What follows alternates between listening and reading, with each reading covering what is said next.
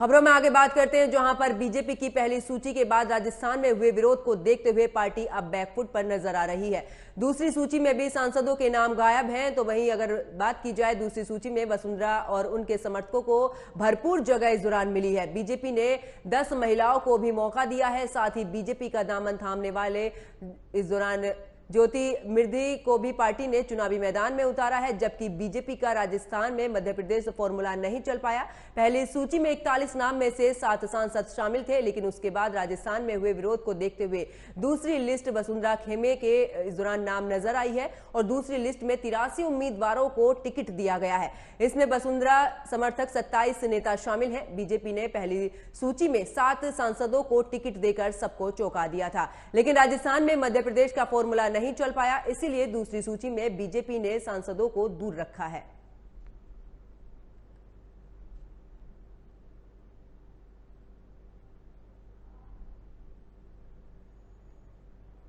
और इसी खबर पर ज्यादा जानकारी के साथ मेरे सहयोगी मनोज शर्मा मेरे साथ फोन लाइन पर जुड़ चुके हैं। मनोज शर्मा, जिस तरीके से बीजेपी की दूसरी लिस्ट सामने आई और वसुंधरा राजे के समर्थकों को इस बार पूरी तरीके से सहयोग मिला है, इसको लेकर क्या कुछ हलचल इस दौरान राजस्थान में?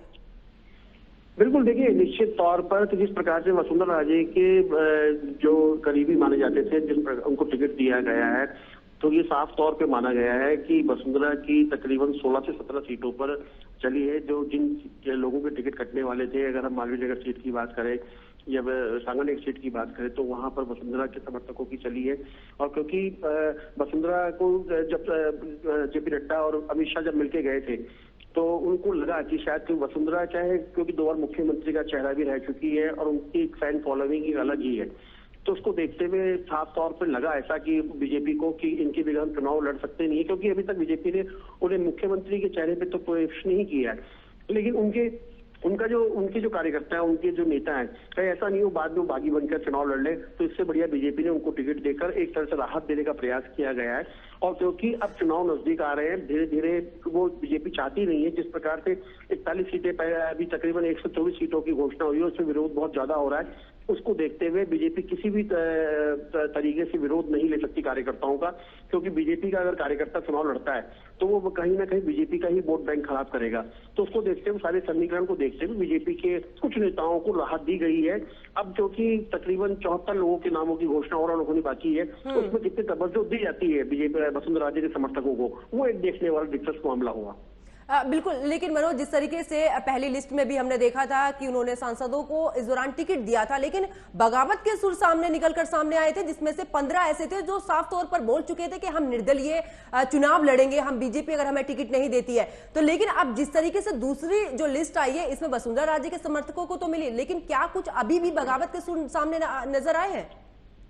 निश्चित तौर पे अगर 7 सांसदों की अगर बात करें, तो 7 सांसदों के अंदर में वो सांसद थे, तकरीबन इनमें अभी जो नेक्स्ट लिस्ट आएगी उसमें तकरीबन 3 सांसदों को और मिलने की उम्मीद है। लेकिन अगर 10 सांसदों की अगर बात की जाए, तो कहीं ना कहीं इन्हें इस बात का आभास हो गया था कि लोकसभा चुनाव में शायद इनका टिकट कट सकता है, क्योंकि जिस प्रकार से मोदी जी ने कहा था कि भाई हम आदर्श सांसद, आदर्श गाँव लेंगे और आदर्श काम करेंगे, उसको देखते हुए कहीं ना कहीं ऐसा लगा नहीं कि सांसदों ने अपने क्षेत्र के अंदर में कोई विशेष कोई काम किया हो। और ये वो 10 सांसद है जिनके खिलाफ एंटी इनकम्बेंसी तो थी,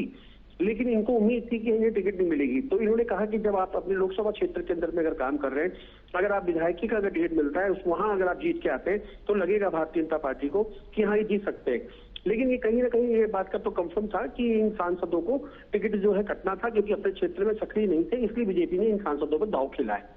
बिल्कुल मनोज शर्मा, इस दौरान ये भी खबर निकलकर सामने आ रही थी कि वसुंधरा राजे को लोकसभा चुनाव के दौरान एक बड़ी जिम्मेदारी दी जाएगी, लेकिन क्या अब जिस तरीके से विधानसभा के चुनाव को सेमीफाइनल के रूप में देखा जा रहा है, तो क्या वसुंधरा राजे का जो वर्चस्व है बढ़ता हुआ, उसके सामने कहीं ना कहीं जो बीजेपी का बड़ा नेतृत्व है वो झुकता हुआ नजर आया?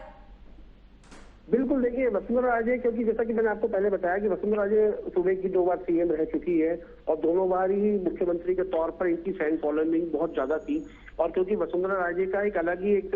कार्यकर्ताओं का जन सैलाब है, क्योंकि वो जिस रैली में, जिस यात्रा में जाती है, वहां पे कहीं ना कहीं कार्यकर्ताओं का जमावड़ा हो जाता है। लेकिन धीरे धीरे बीजेपी ने ये बताने का प्रयास किया था कि पार्टी किसी व्यक्ति विशेष की नहीं है, पार्टी सिर्फ कमल के निशान पर, जैसा कि मोदी जी ने भी जयपुर में आके एक रैली के अंदर कहा था कि सिर्फ कमल के फूल पे ध्यान दिया जाए, ना कि किसी व्यक्ति विशेष पर। तो उसको देखते हुए, लेकिन क्योंकि राजस्थान का जो समीकरण है, चाहे हम जातिगत समीकरण की बात करें, चाहे हम राजनीतिक समीकरण की बात करें, तो कहीं ना कहीं वसुंधरा राजे उसमें फिट बैठती है। क्योंकि जैसा कि मैंने आपको पहले बताया कि अभी तक भारतीय जनता पार्टी ने इन्हें मुख्यमंत्री के चेहरे के तौर पर पेश नहीं किया है, लेकिन कहीं ना कहीं वसुंधरा राजे के समर्थकों को टिकट देकर ये बताने का प्रयास किया गया है कई चुनावों में वसुंधरा राजे कई डमी कार्यकर्ताओं को खड़ा न करके बीजेपी वोट बैंक का नुकसान कर दे। शर्मा हमारे साथ जुड़ने के लिए, विस्तार पूर्वक जानकारी देने के लिए।